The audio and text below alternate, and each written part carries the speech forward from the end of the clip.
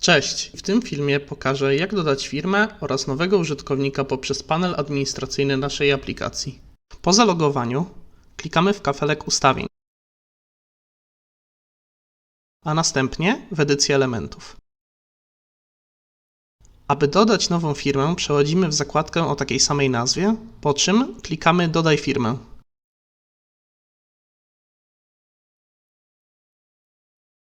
W tym miejscu należy nadać jej nazwę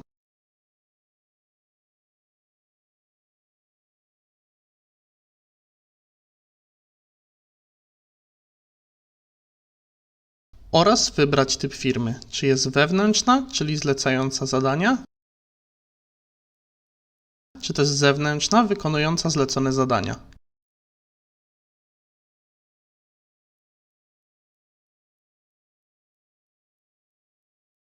Następnie klikamy Dodaj i jak możemy zauważyć, na liście utworzyliśmy nową firmę.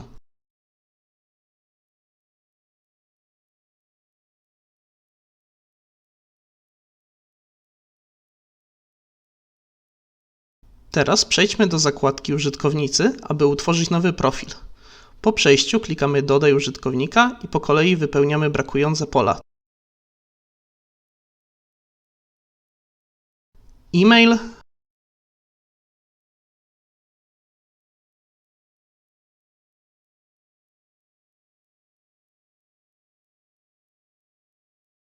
hasło,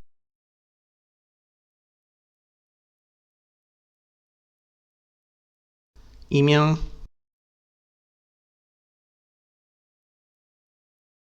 nazwisko, numer telefonu. Następnie wybieramy jedną z utworzonych wcześniej firm. Teraz zaznaczamy, czy chcemy w przypadku tego użytkownika używać opcji śledzenia bez ruchu oraz wybieramy rolę dla jego profilu.